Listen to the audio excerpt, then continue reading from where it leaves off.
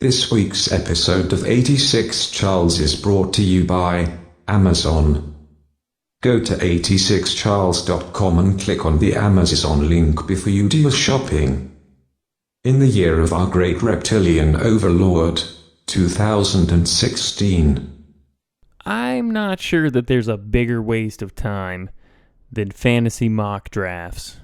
It's picking an imaginary team for an imaginary sport for a game played by grown men that's also being played by grown men.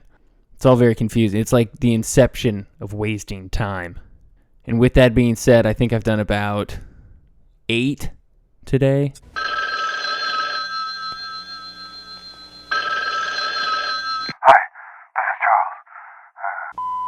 You are full of bullshit, my friend. I will sue you for everything you have. I will sue your ass.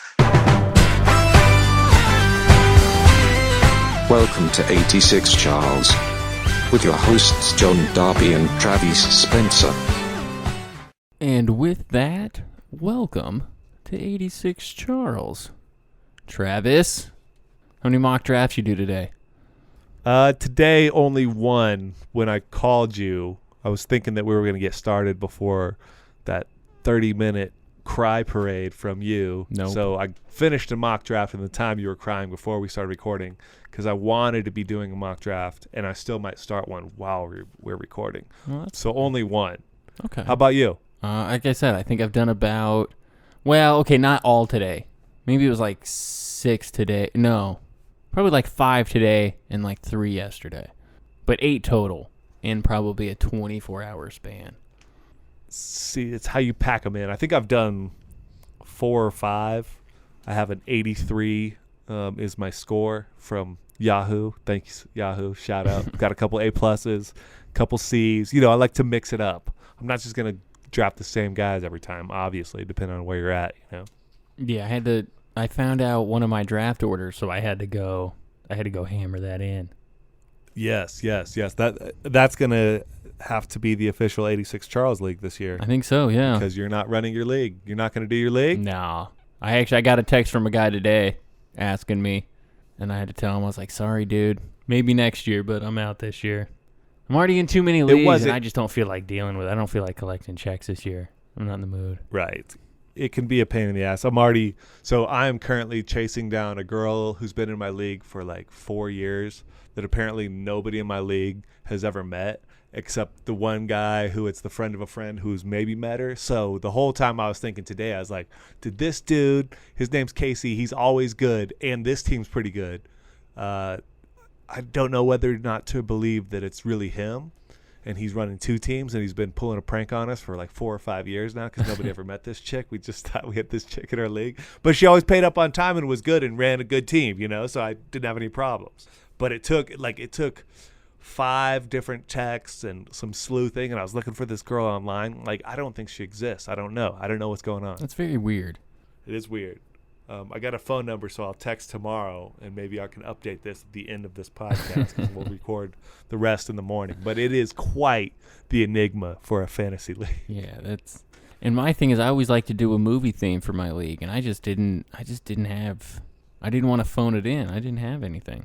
You got no juice, John Derby. No juice, man. I've been squeezed. You're without juice. You work too hard. It's true. You should go to the 4 to 5 hours of work a week cycle that I do.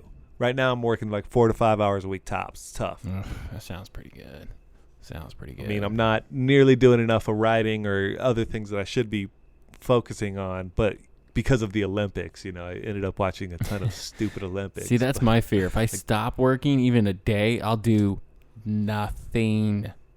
Yeah, it's tough to motivate yourself. I'm just wearing out the hammock. Yeah. Well, especially when you work, if you work that hard at work, when you come home, you shouldn't expect anything out of yourself, like you said, but if you're not doing anything, if you're working 4 to 5 hours a week, you should probably be doing something very productive up to 30 hours a week. Probably fair, But that's another problem for another day. Today's all about mock drafts and wasting a ton of time. It is such a waste of time, but I do like doing it, and it gets me geeked. Gets me even more fired up. Because every time I get a really good team, I think, oh, God, I wish I could just have this team right now. But then I typically like the team I end up with better than my mock draft teams. There's always one or two guys that a lot of, smart people want. So it's not even that. It's you want it at a certain place that you're not going to jump for it, Right. If you get that player in the 8th, 9th, 10th round, you're like, yes, then you feel really good because you start to build depth. But it is fun. It is the best time of year, like the draft where everybody has a chance, like the NFL draft where that's why all 32 teams are so invested, right? Because everybody still has a chance for that season. The draft everybody still has. By the end of week 3, you already know like 2 people are pretty close to out. They're going to have a hell of a season to pull it out, Well, and it's always well, actually, I disagree with that because depending on who it is, because I've known some guys that are, play a lot of fantasy football that started off 1-4, and for most people, you would feel like that they're probably done. But no, there's I've seen those guys every year who play the and, waiver wire well. Maybe they just got hit early with injuries or something. Like all of a sudden they're at 500, and then it's a different story. So I don't always count out people early. It depends. If it's people that don't normally do a lot of fantasy and they already start off 0-3, then yeah, they're done. Right. Then they get frustrated and they don't want it. That's what I'm saying more so. It's a combination. But so by week 3-ish, you can know. Usually it's 6 or 7 where it becomes a little more clear. Yeah, I don't disagree. All right, John, the draft is open. You got number 1 pick. Who are you taking? I'm torn. It really comes down to 2 guys, though. It's really 2 that I'm choosing between. I'm not going to go super wild card or anything. It's going to be 1 of 2 guys. All right. Who are those 2 players? I don't know if I want. I mean, should I tell you? I guess it's not a big surprise. It's either going to be Antonio Brown or Todd Gurley.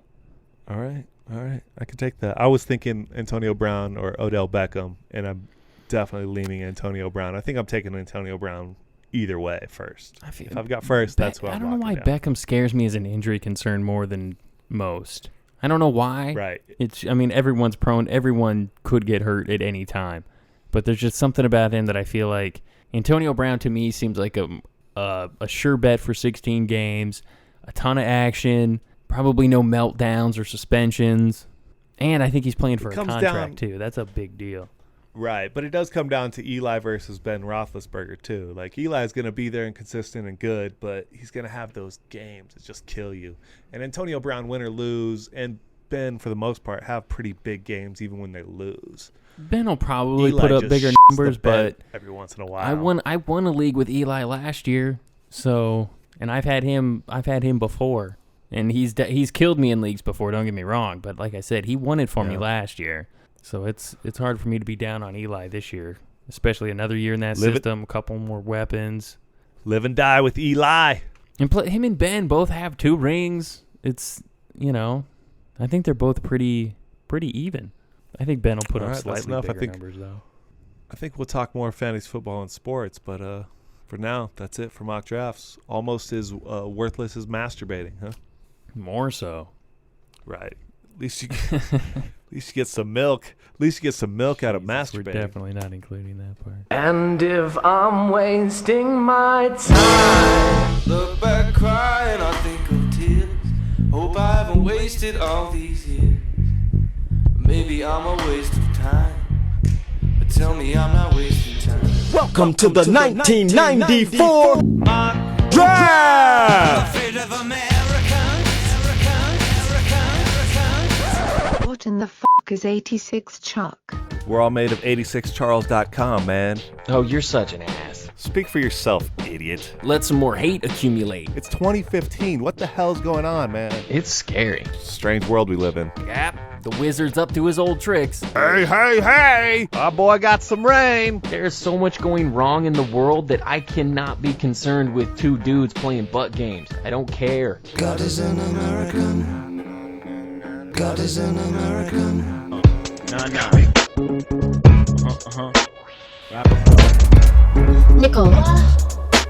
Nickel, what? 5 topics currently trending. Travis, Yes, sir. you know what happens to drug lord sons? I can imagine, but tell me before I make any wild accusations. They get kidnapped. One of the sons of imprisoned Lord Joaquin El Chapo Guzman is among the half-dozen men abducted by gunmen at a restaurant in the Mexican beach resort of Puerto Vallarta. That happened today. Jalisco State Attorney General Eduardo Almaguer, I'm probably mispronouncing that, but close enough, said 29-year-old Jesus Alfredo Guzman Salazar had been determined to be among those taken, though authorities still had not received any missing person complaints. Almaguer, I know I'm saying that wrong, but anyways, said officials have determined the kidnappers belong to the Jalisco New Generation Cartel, which is the dominant criminal group in the state. The victims are all believed to be the rival Sinaloa cartel, headed by Guzman in the neighboring state of Sinaloa. So it's a gang thing, but as always, it's an El Chapo thing too. First of all, I'd like to give a shout out to Jalisco. Sure. Have you had this Estrella Jalisco? It's the new beer, like the new Mexican beer that's on the market now. It's very tasty, man. Maybe one of the best Mexican beers out there. Estrella Jalisco. Sponsor us at 86 Charles. I was going to say, I see Estrella an ad Jalisco. for it on Very the internet tasty. right now. Estrella Jalisco. Was that? It's on my Panda story. That's crazy. What are the odds? Wow. Yeah, it's trying to find you. Do you like Mexican beer? I like Mexican beer. Speaking Sure. of El Chapo, let's talk about Mexican beer. Do you want to Mexican beer know is what's great. even more weird? Do you know what the Yes. name of the restaurant was that he got kidnapped from? No, but what was it? La Leche. Ooh, milk? No, I was just going to say, you know what that means. So now you have to leave it. Now I have to milking leave in the part. part from before. So now, like I said, we're going mock draft, milking, La Leche, Estrella Jalisco, El Chapo. Let's move on. Terrible. That was analysis. But yeah, I don't know. I don't even know if they should bring him back. We'll see what happens. Got to move on. Let's talk about self-driving cars, John. What do you think about self-driving cars? Well, we always discuss self-driving cars. I am, It's coming. for the most coming. part, for them. Now, John Derby, one of the biggest American motor companies, a.k.a. Ford, is going to offer self-driving cars without steering wheels by the year 2021. They announced its plans to begin mass-producing a fully autonomous vehicle by 2021. Is this sooner than The we? Is this vehicle an will be- earlier? I feel like 2030 was for most other companies. Is this sooner than? Interesting. I'm not. It seems pretty fast because literally that's 5 years away at this point, right? Right. So they're going to manufacture them with no steering wheel, no gas, or no brake pedal. The driver will not be required. The quote from the CEO, Mark Fields, is that the world is changing, and it's changing quickly. We're not sitting on the sidelines. Ford will be actively driving the change. Well, This is nuts, John. 2020, we're talking about 5 years away from cars being sold without a steering wheel. It's going to be a luxury to have a steering wheel in your car and be able to manually drive it. well, that's not going to be. It's not going to be in 5 years. All of a sudden, no one has steering wheels. That's a little. It's further away than that. But Right, but most likely they'll have the technology and the grid so locked in that it will probably be one of the cheaper cars on the market, because if you take out driver, you're taking out a lot of driver error possibilities, and without the steering wheel, with all that, all those mechanisms, I mean, obviously the computer part's going to be a different kind of expense, but I don't know. I think eventually it will be the cheapest thing on the market, and getting a car that you can actually drive will be more expensive, right? But it's not going to happen like that right away. it's my preference to ease into it and build from the cars that we're used to and turn it into autonomous vehicles. And this seems like, I feel like this is kind of skipping a step and just being like, nope, now you're just in a robot taxi, basically.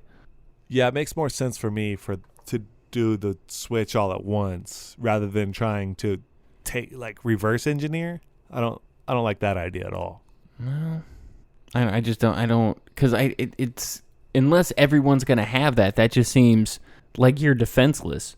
Because even though your car is on a given course and you can't change it, that doesn't prevent someone from just driving into you. And what are you going to do? You can't speed up, you can't slow down, you can't move. You're just going to have to take it. Maybe there's like a shut-off switch I don't know. somewhere. You're not steering yourself out of a situation, but you can turn it off, or I don't know. The lack of any control makes me a little more nervous. That's why I like the idea of starting to integrate it versus nope, now you just have a car with no steering wheel and no pedals. That seems Right. like a bigger adjustment. That's just going to be, to me, that just seems like it's going to become extra cost. It just makes sense if we strip it down to the computer running the car. The extra cost will be in making it manually operable, right? Either way, it's coming. So, Yeah. Buckle up. And we, we're all waiting for my van that's just a rolling bar. It's going to be amazing. I can't wait. It's going to be the greatest thing ever. You're just going to roll around town. We'll look back You're on gonna this have to catch the conversation bar and be like a what bus." was the trepidation? This is amazing. You catch the bar like a bus, but yeah, just we're giving more and more of our civil liberties away to machines, John. Yeah, they can have it. It's fine. You don't need them. I don't need All that. right, let's move on. Travis, you know anyone with a peanut allergy? No, sir, because I only hang with alphas. That's not nice.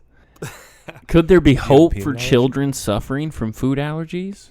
A new clinical trial from University of North Carolina researchers found that immunotherapy successfully treated babies diagnosed with peanut allergies. The study examined 40 participants, all with peanut allergies, aged between 9 and 36 months. After receiving peanut oral immunotherapy, nearly 80% of participants were able to incorporate foods containing peanuts into their diets. So there might be more alphas on the way for you, bro. Real quick, you said 40 participants, right? 40 participants, yes. All with peanut allergies. Still a pretty small sample size. That's true. Just saying. But at least it's a full number. You don't have to freak out. Like if Jesse had 40 dogs, he would have a lot more stories, but we wouldn't really get the full, it's only 40. Well, if you're experimenting on humans, though, don't you think starting off with a small sample is a good idea? Like, oh no, we did it on 400 and we lost a good portion of that to peanut death. We've got a lot of people in America. There's a lot of people in China. There's a lot of people in India. The population is pretty high, and people are but if you're if it was your money, 9 or 36, if it was your 9-year-old or 36-month-old, you would not feel the same way. Oh yeah, because I'm just gonna offer my child up for testing. Oh well, you know what? Well, if you were a good baby parent and doesn't didn't like want it. your child to have to live a peanut-free life, maybe you would. Are peanuts worth it? It is. Peanuts are worth it. I think they are. The thing that gets me is like if a peanut was open in the room, like that would be pretty horrific. Because like it's not just peanuts, man. It's peanut oil. Peanut oil is a big deal. If you can't have peanut oil, like, your options are limited. All right. This is a good study. 40 is not enough, but this is the stepping stone. It's a good start. And hey, I like anything that makes people less weak. And I think peanut allergy is a weakness. Not anyone's fault, but that's a silly thing that you should have to worry about. And if people didn't have to worry about that anymore, I think that that's a good thing.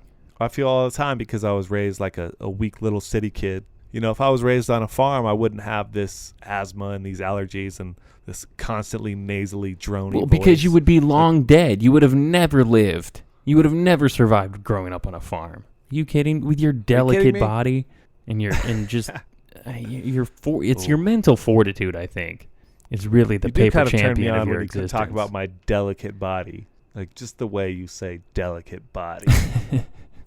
I should have said fragile, but even delicate makes you sound even more. Delicate. Thank you. This makes me feel dainty. Thanks, John. All right, let's move on to something important. A diaper-wearing monkey gets loose, scuffles with Walmart employee in parking lot. This is coming from Lancaster, Ohio, John. A pet monkey got loose in a Walmart parking lot after apparently escaping from a recreational vehicle. Video taken by Rochelle Stewart shows a store employee trying to corral the diaper-wearing primate near the shopping cart return area. When the man gets close, however, the monkey can be seen jumping from the metal railing and grabbing him by the arm and clothing. A woman runs up to the employee yelling, "Let him go! Let him go! Let him go! If he bites you, they will put him down." The woman grabs the monkey by the hand and walks to an RV parked in the lot. Can I tell you, if later in life I have an RV and I'm driving from RV, or if I have an RV and I'm driving from Walmart to Walmart, and every once in a while my monkey gets out, goddamn, I've lived a good life. That's all I've got to say. We could, if we wanted to, we could do probably a Walmart story every week. I don't think it would be hard to find. Is that a new segment? Deb's going on No. vacation, so when Deb's away, we'll have a Walmart segment. But I feel Just like in the grand scale of things that happen in Walmart, I don't feel like this is that outrageous, I guess is the word I'm looking for. No, I just like putting when I used to like baseball, I always had this dream that when I retired, I would get an RV and go from baseball game to baseball game. You know, do all the stadiums, right? That'd be pretty cool. But if you had a monkey in your RV as you went, I mean, cats are cool.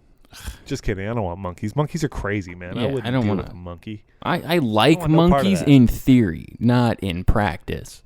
This story is amazing, but to actually hang out with a monkey, No. I would be in fear just about every second of my life. I mean, what's best case scenario? They don't crap on you?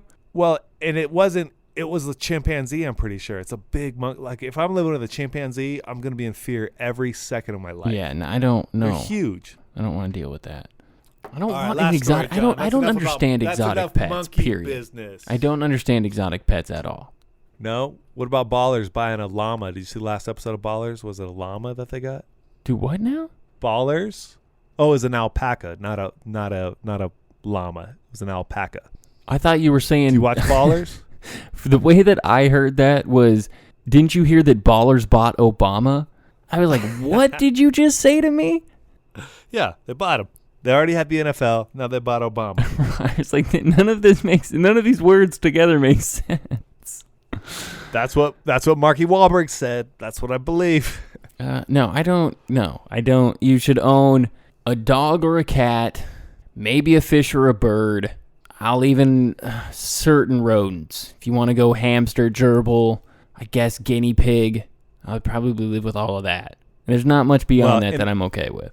Yeah, but the thing with even like a husky, like a big dog, like a husky or a German shepherd, like that's a loyal cat, like a husky with more wolf in it. You start to get a little scared. You're talking about a cat that big.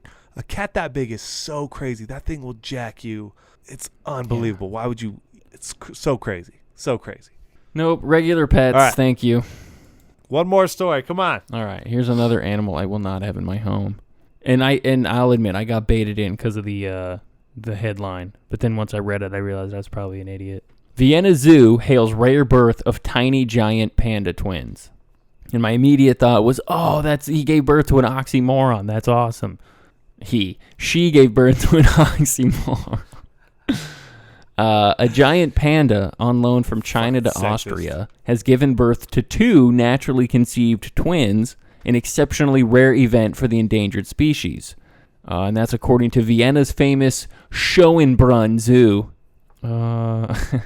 Measuring around 15 centimeters, which is 6 inches, the pink hairless cubs arrived on August 7th. Let's see. Initially, the zoo thought mother Yang Yang had only given birth to one panda because the delivery happened inside a dark nesting box and was only observed via an infrared camera. I feel like that's a messed up name for a vagina, a dark nesting box. Oh, I thought you were talking about Yang Yang. Let's see. Where was the other part I wanted to read here? Well, female pandas are only fertile for a couple of days every year. Yang Yang and her partner, Long Hui, both age 16, are already the proud parents of Fu Long, Fu Hu, and Fu Bao, which were born in 2007, 2010, and 2013, respectively. And all, this is a note to the rest of you pandas, all were conceived naturally. Shout out to pandas. How amazing is it that only a couple days a year she's fertile, and that dude sniffs her? Like, is he banging her all the time? Dude, Long And it doesn't Hui's matter? putting in work, man. Is he putting in work, or is just like naturally he's also attracted her on those days? He Or is it already just- had is it 3. like an everyday thing. And then he dropped twins in her. It's pretty good.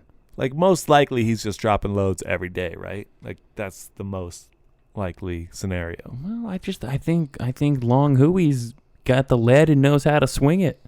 But the zookeepers know, right? They know when she goes into heat, so they're like, they don't put them together unless she's in heat. Do you know how This stoked that happened would have at a been zoo, if you'd right? known that was a Tom Jones reference? You would have changed my Well, opinion now I of know. you moving on. Like, for the rest of the time I know you. I would have changed my opinion about you. Well, I knew it was. No, Like, you just had no listen- clue. You had no clue. How about you listen? How else would I know to play that song right now? So yeah, congratulations to Yang Yang and Long Fui. Is that right? Long Hui? What was his name? Long Hui. Sorry. No, it's probably like Long Hui or something like Long that. Hui. It's Long Hui. I'm saying Hui, but it's probably more like Hui. All right, that's enough. Nobody's listening to this anyway because they're listening to that Tom Jones song. So it's not even, this isn't even happening anymore.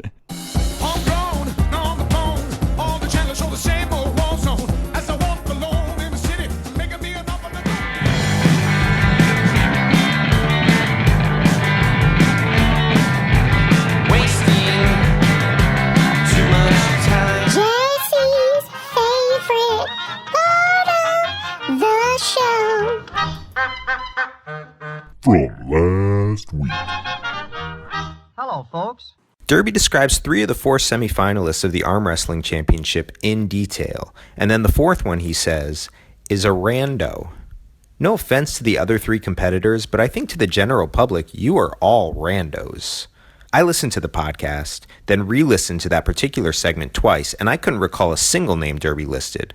And that might be my fault for trying to process podcast information while I'm Googling which countries make you drive on which side of the street. I've always assumed, based on international thrillers, that we're the only country that drives on the right side of the street. And by right side, I mean the correct side, more so than I mean the opposite of left. But I was wrong. Many countries do the right side.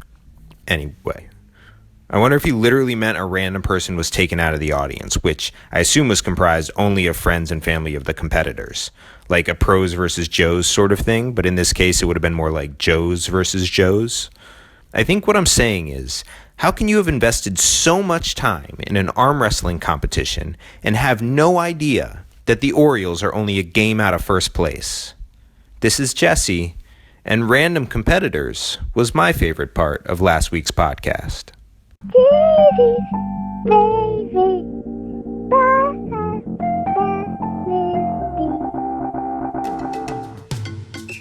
It's time for the failed athlete perspective. It's time for the failed athlete's perspective. Travis, how much time you been wasting? John, I don't think anything encompasses failed athletes more than mock fantasy football drafts. Like, this is where you go when you're a 33-year-old man and you never made it outside of high school athletics. Played in some men's leagues, and I did great in some men's leagues, but this is it, man. All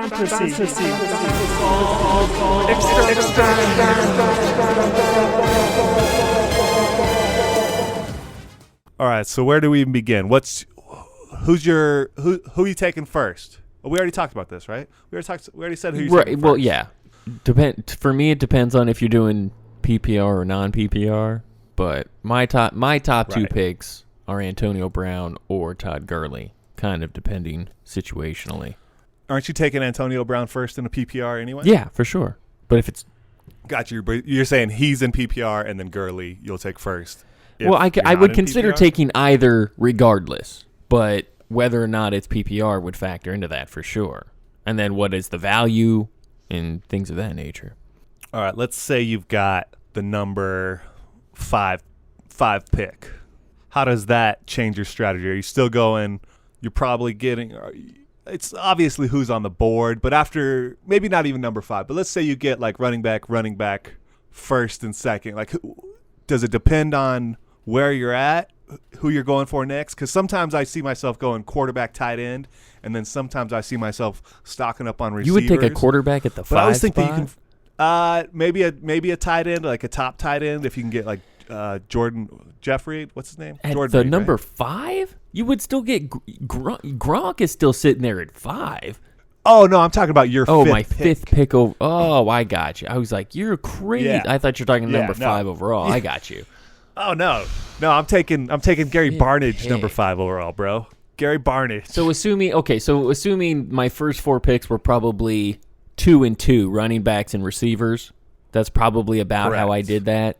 If there's not a value receiver or running back there, yes, I'm looking tight end, hoping you shouldn't do any worse than Travis Kelce right there. I'm thinking Travis Kelce would probably be my pick right about there. If Greg Olson's there, yeah, I would take him, but he's probably gone sooner than that. Yeah, I'm guessing someone's going to snatch if him up. If there's a run on tight ends, maybe you're looking at like a Gary Barnage or who else am I? Tyler Eifert, but he's out to start, so I don't know if you want to take him that soon. That's probably a little early for me. But yeah, I would be looking at Travis Kelce for my 5th pick. Are you high on the Browns? You like No. Browns players? But Gary Barnage is a good option. I mean, RG3 is he's not gonna clearly stay their healthy. number one tight end, and he's probably their number one receiving option, other than when they're looking to go deep. Right, and we'll see what kind of shape and mindset Josh Gordon is. We'll see how many games he actually plays after his 4-game suspension before he gets suspended. But he's again out. Yeah, for he's smoking out at least pot 5 with weeks. Johnny Manziel. So, 5? I 4 thought it was games 4. and then 5 weeks because there's a bye week, Gotcha. and their bye week isn't until like 13. So, okay, well, you want to say, like the situational stuff is really hard because until you see the names on it, I just go for the best available. Well, I don't mean, really for me, necessarily like, have a when strategy. are you looking at a quarterback? It completely depends. Like if I'm fine with like waiting on Tony Romo, or I'm not going to looking reach. around 8. I think quarterbacks are all close enough, and I like Tom Brady. I mean, you're going to have to get someone for the first 4 weeks, but Tom Brady's going to come back with a vengeance, man. This is going to be like but even Tom Brady year, right? If you had him every single game, the difference between him and say Matt Stafford, who you can probably get in the 10th round, it's fairly marginal on a weekly basis. Yeah, but you've had Matt Sure. Stafford before, right? Where you watch 3 Right. quarters and he No, I has get 0 it. points, and you're like, how is this even possible? But if And you then the do fourth your quarter, he work throws a before all touchdown that, and, like, you'll well make up the difference than if you had gotten Tom Brady early and then had to wait on him and then go get another quarterback. Yeah. Well, like I said, it's completely situational. But if Tom Brady falls to a place where, like, if I'm in the 7th, 8th I'm looking round, 8th. I'm I'll be like, probably okay. not taking one before the 8th round unless, for some reason, Andrew Luck's sitting there in the 5th or the 6th. Then I would just pull the trigger on that. But other than that, I'm not looking for a quarterback until at least the 8th round, and even that's if Big Ben What do you think? slides that far or something like that. Right. What do you think about Blake Bortles this year? You high Not on him? high on him, but higher than I've ever been on him. I would have never even taken him before, but now I would consider having him as my starting quarterback. You'd roll into week 1 with Blake Bortles as if you wait on him, you're probably pretty stacked around, so that'd be pretty good. And again, you're going to So deal with some turnovers, but that's still a team that's probably going to be playing from behind a pretty decent amount of the time, so they're going to have to throw it, and he's got a lot of targets. I think it's fine. I feel like people are really down on Andy Dalton this year, and I don't No one's necessarily ever been know why. high I on know he Andy started off Dalton. really He's always been my number 2 guy. But right, remember last year he started off great and then toned down a little bit. But I think he's going to have a good year, and I think he's getting taken a lot lower than maybe he should. Right, but again, and again, if you stack your team and you take Andy Dalton in the 11th or 12th round and he's your starter, that's fine. You'll be doing all right. So what will you explain to me the scenario in which you take Jay Cutler as your starting quarterback? None, not a scenario. I mean, I would take. There's not as in the. I guess the only scenario is if every other quarterback if there was no other starting quarterback, but that's I think impossible because I would have taken one well before that would when we got down to the second to last, I would have taken somebody. Are you starting? Are you starting Mark Sanchez? Sure. Over if that's Jay my Cutler? choice, yeah, absolutely. Wow. No question. Blaine Gabbert. Sure. Jared Goff. Yes. Robert Griffin III. Oh, of course. Seriously? There's Start all these not guys a over Jay quarterback that I Cutler? wouldn't start over Jay Cutler. Whatever that meant sacrifice-wise, there's not one. What about a 2-quarterback league? You throw in Jay Cutler in if you get him as your second quarterback? In pure desperation, if I held off late and stacked my team and then he was sitting there late and I needed a second quarterback, I guess. But yeah, as my starting quarterback week in and week out, no. I would never do that. Never.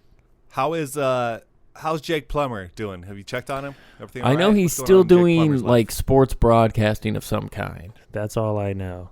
Is he doing football No, or is it's he doing football. handball these Come days? He might still be playing handball, but I Like, don't he think doesn't- he's trying to play that professionally anymore. I wish that he was an announcer for team handball in the Olympics. Then I would watch. I wish that guy was my best friend, handball, but wishes don't come true. Some things just don't come true.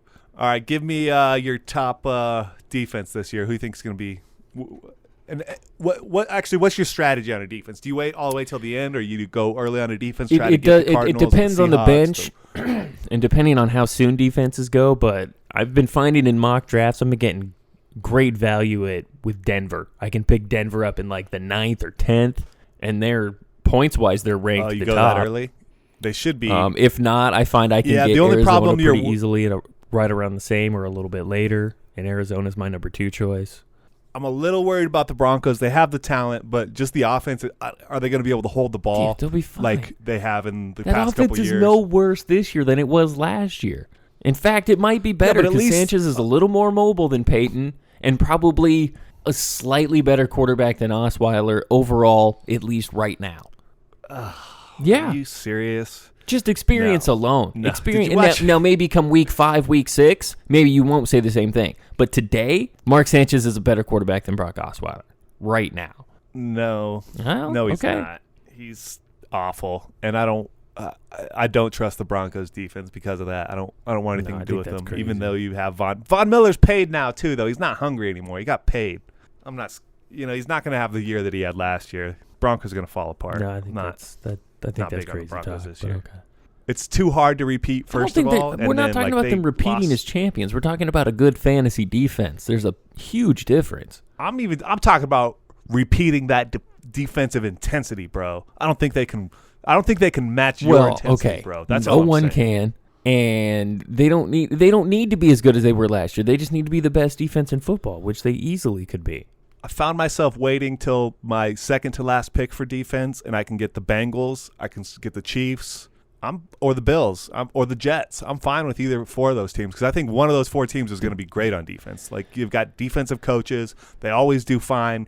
And defense I can't believe overrated. You would take the Bills. Do you have no idea what's going on with that team? Well, this was before Marcel Darius. But even before that, they were. Already starting to look thin, and then you lose that guy for at least 4 games, which is to say 5 weeks. That's yeesh. But Rex Ryan always has a good defense. Like, the guys are going to step up. It's just if IKM and Polly was still there, I would agree pick. with you. But the fact that he's done for the year, if who? I'm out. IKM and Polly. IKM and Polly. The jawbreaker. Yeah. I mean, once he knocked Geno Smith out of the NFL, Absolutely. I've been a fan. Geno Smith will never he play might again never after start that, right? another game in the He NFL because of that guy. All right, let's wrap up this mock draft spectacular. Got a bunch more to do. Give me a sleeper. Give me your sleeper for the year that you're picking in drafts late to blow up, so we pick him right before you this Saturday. Okay, just off the top of my head, Jalen Strong, Texans wide receiver. I like Jalen Strong, Arizona State alum. I like Jalen, and guess who's throwing to him? Also from the Arizona State University, one Brock Osweiler. And DeAndre's going to get a ton of attention. Interesting. So that he might be a guy. Oh, you mean Nook? Nook's getting a lot of attention. You're right. I love Nook. That's his nickname. Right. You know his nickname's Nook, right? N-U-K. It's an awesome nickname. They call him Nook. Okay. Nook Hopkins. I'm going to give you a sleeper, but be very quiet. Don't tell anybody. John Brown, breakout season. We're talking sleeper. Antonio Brown level. He's not a sleeper. He's going blow in like the 3rd round. No way. Nobody's picking John Brown in the then 3rd round. you're in some Bush League mock drafts. He's going early. You're crazy. Maybe not third third, round. but Maybe no 5 or later 6. than 4th or 5th. You should take him in the 3rd round. I'm telling you right now, you should take him in the 3rd round because he's going to put up Antonio Brown level of production this year. Look out. Look out. You heard it here, America. ASU products and Arizona Cardinals. We're sticking all Arizona with my draft. Good luck. Your fantasy.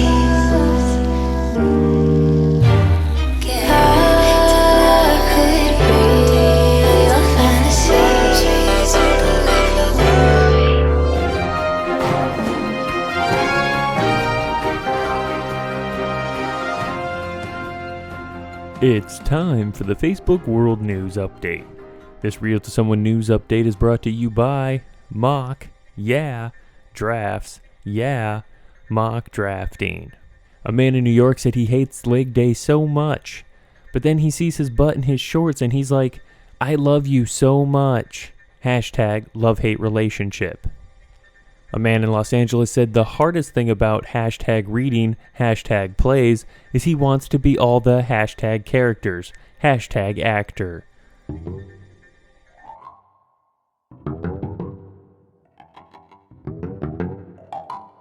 $589 mock draft BL 5000 inbox X. IL.com 9. 8 p.m.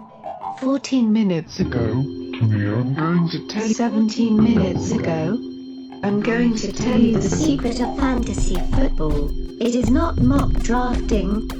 or even Matthew Berry. Simply put, Go F yourself. Literally.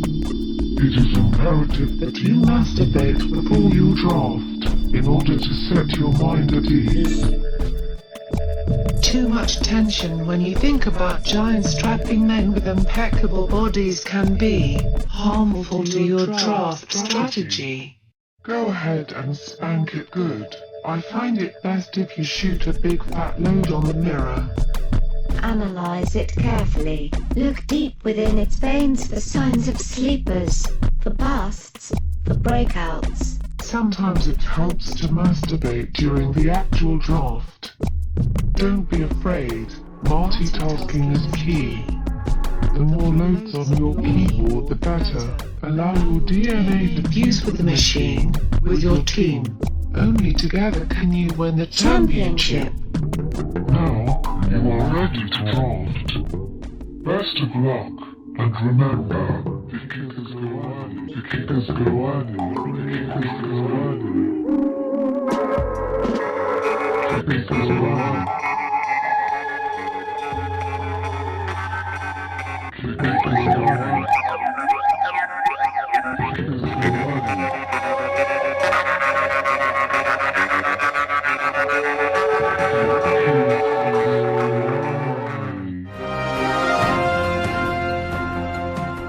A woman in Massachusetts said her clam is angry and it's raining, so she can't ride her bike.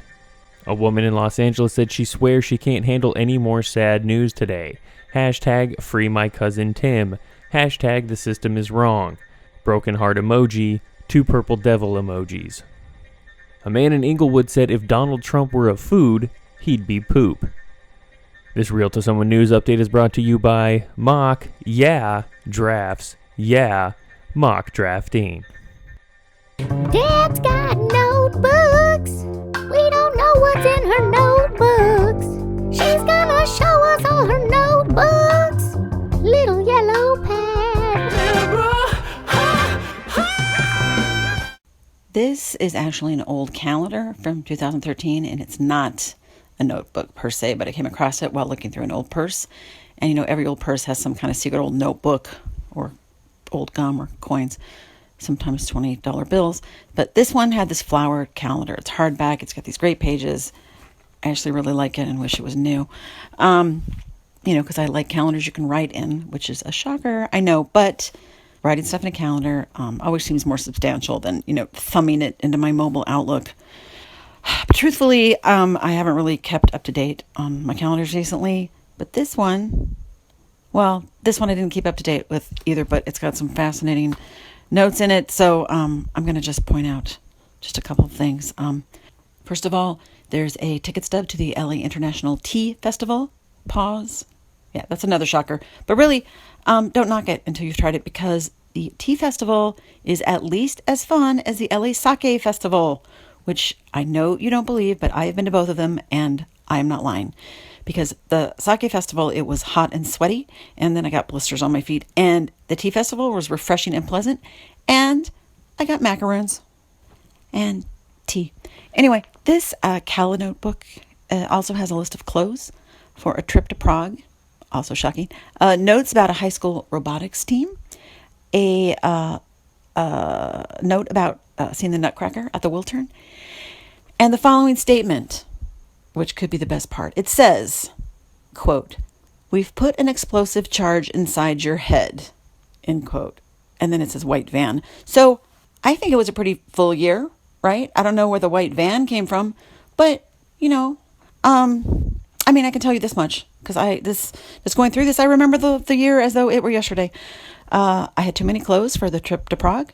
And also, if you go there at Christmas, it gets dark at about 4 p.m. So you just sleep a lot and probably eat a lot of sausage. I don't like beer, but you can get that mulled wine and then just sleep a lot. High School Robotics. It's both dramatic and snoozy. And some of the best parts are the stories about the parents, which I can't tell you here, but text me. I'll give you some. The Nutcracker. So it was the Moscow Ballet. So it's beautiful, right? But it's also the Nutcracker, which if you, like me, have a lot of dance class kids in your life, it's dumb, right? There's a big party. There's a dancing rat, like acid dreams, and then some prince dances with a little girl. I don't know. It doesn't make a lot of sense, but it's a classic. And as for the we've put an explosive charge inside your head, I do remember that I actually don't remember what that means. It's clearly fictional. Obviously, it's some probably genius idea, of course, that I had. And hopefully it's not a manifestation of a multiple personality disorder. I'm just kidding. Clearly, it's just a genius idea. But let me just say this one thing, all right? That's all just kind of a non sequitur for what I really wanted to come here and say today, but I didn't have this written down anywhere, so I had to sort of put this whole charade of, well, it's not a charade. I mean, I actually have this other notebook, but what's really important here is I watched the MTV Challenge, okay? So don't judge me because you know all the stupid things you do first, and you know what? At least I've seen the Nutcracker like 8 times. Anyway, recently they did this thing where the winning team could either split the prize money down the middle, or one of them who had more points could choose to keep it all. And the guy, Johnny Bananas, kept it all. It's $250,000. And I think he's a dick. That's not the way you treat your teammates, right? I am still mad about it. This was like a couple weeks ago. I'm mad. This is my only opportunity to tell the masses, or John and Travis, and probably Jesse, who's listening. I'm mad. I don't think it's cool. And you know what? I would split the money. And you can take that to the bank. You can trust me. And that's all I have to say about it. So have a good week. Hashtag Deb's not a dick. And there's probably not an explosive charge inside your head. Probably not. So don't worry about it all week. There's probably not. It's fine. Bye.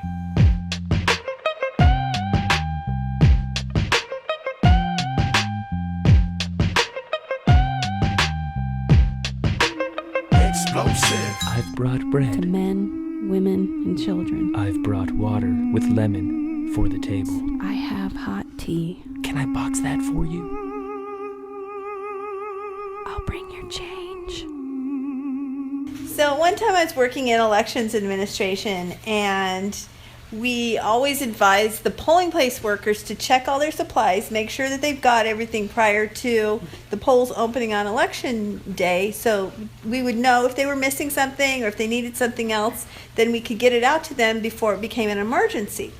So we get a call from this polling place worker 5 minutes before the polls are supposed to open, and she insists that she cannot find her ballots. We're like, lady, can you look through all your supplies, look through all the boxes? They've got to be there somewhere. She cannot. She insists that we never gave them to her. So we're all scratching our heads, and we just made do. We got her some ballots so she could open the polling place. But still, we're nervous about where the heck could those ballots be. So through the whole election day, we're worried about it. But still, no ballots. The next day, after election, she calls and sheepishly tells us that she had put all her supplies on top of her dryer at home. And she thinks that her husband must have turned the dryer on, and the motion of the dryer must have knocked the boxes over, and the ballots were behind the dryer the whole time. And that lady was Mrs. Jeb Bush. No, I'm kidding. It totally wasn't. It was Melania. Melania. Whatever her name is. That was Steph. Just Steph. Thank you so much. What a great and timely story. An inside look into how elections don't work. Yeah, exactly. Just another way to count the ways for elections to go wrong. Of course. Do you think, I think right away that there was some kind of sexual activity on top of this dryer that maybe pushed them off? Like The dryer itself isn't going to just push it off, but dryer sex is pretty fun, and you get, maybe this woman, Melania, was getting banged on top of the dryer, knocked it off. Like, that makes more sense to me. There has to be another element, not just the dryer. No. Okay. Wow. No. She's a married woman who operates a polling place. I don't think she's doing a lot of dryer banging. I'm more willing. Look, man, some people have been married for years. That she misplaced it somewhere. Maybe, probably not even behind the dryer. But then that was her excuse because she didn't want to say how she really just wherever she actually misplaced it. So she said, "Oh, it was on the dryer and it got knocked off. I couldn't find it." Look, just because you can't keep a relationship going for more than like 3 weeks doesn't mean people can't have long, fruitful relationships in which they have sex on dryers years into their relationship. Okay, I'm rooting for people that that's the case, but I just don't think that that's the reality of it. I find that So that you're was the saying excuse for whatever really happened. That was probably far more lame. Right? She did. It left was it like in the trunk of her car or something secondhand, stupid, and then had to come up with something a little more elaborate that didn't make her sound like a bonehead. Right, and she even threw her husband under the bus, like, "Oh, well, he must have turned it on and put it in a bad load that was only heavy on one side, so the dryer was really shaking." I told you they weren't having sex. He didn't put in a bad load. Hey-o. Hey-o. Well, if he's a good Bad husband, then he would have loads. taken that bullet for her. He would have said, "Hey, throw me under the bus. Say I did some dumb husband thing and get yourself off the hook." Well, this is kind of the joke of the whole election thing, period, is because how much money goes into these damn elections, and then the actual polling places are ran by volunteers who don't have any investment in really giving a shit. Are they volunteers though? Do they not get paid? I think I'd say a vast majority. Because I know my mom volunteers. used to work the polls, and I honestly can't remember. That sounds terrible. But I don't remember if she was volunteer or if she got paid. I honestly don't remember. I'm gonna go with the assumption that they're getting they're volunteering or they're not getting paid. Right. Well I mean, it's probably like jury duty money. Even if they are getting paid, yeah, it's not. And you look at the billions and billions and billions of dollars that are poured into the actual election, and we don't. And then we always had so many problems like hanging chads. There's always voter suppression. Like there's so many things. It's so weird. It's obviously more complex than just that, but it's I screwed, agree, man. We're screwed. We have to gut the whole damn system. The system. If we had more people like Steph, definitely not in good shape. If we had more people like Steph running it, we'd be fine. If more people like Steph were running it, we'd be fine. That's all I'm saying. But that's not the case. More people like what were in it? Like Steph Curry? Well, Steph. No, like the person who told this story. I think I forgot what segment we were in. Yes. Where just am I? Steph, the one who told us this story. Are we doing mock NBA drafts already? I'm taking Steph first. Yes, Steph's going to have another great year. He's going to oh, wait, hold on. Where are we? Where am I? I'm an idiot, but that's fine. It's you got to go to work soon, so I know you're starting to shut off your brain, the logical part of my brain, before you have to go face the music. Got to go face the music, bro. All right, well, big thank you to Steph and to Steph Curry as well. While we're at it, thank you, Deb. Thank you, Jesse. Shout out to Rick in Alaska. We're still working on getting the funding to make our first annual Alaskan 86 Charles trip. I fear it's that going to be he's amazing. not working on that as hard as I would like him to be. Well, I said we're working on it. So you're obviously not working as hard as we need you to be. I definitely need to get on board. John Derby, where can the people find us? Have to start at 86charles.com. That's 86charles.com. You can find me in a mock draft room. I'll be in a mock draft room this afternoon about 2 on Yahoo. Come check me out. But you can find me on Twitter or Instagram at Company Blaster. Send some messages to John. Remind him what segment he's in, because obviously he forgets. Steph. Know who we're talking Who's about. Steph? Basketball. I mean, during basketball season, anytime I said Steph, you would know. Well, I just assume anytime and it doesn't matter what time of year it is when you say it. I know that that's who's always on your mind. You know what sucks about the Team USA and Olympic basketball? No Steph Curry. Like that, it's not even fun to watch. It's not even fun to watch without Steph. He'd be lighting up the world. All right, John, It's about that time. Let's go ahead and 86 something this week. 86 exhaustion. All right, I'll allow that. The board will allow that. 86 exhaustion. Man. Get some R&R in there. And if that means a mock draft, hey, go ahead and do a mock draft. Have fun. The new boy in the neighborhood lives downstairs and it's understood. He's there just to take good care of me, like he's one of the family.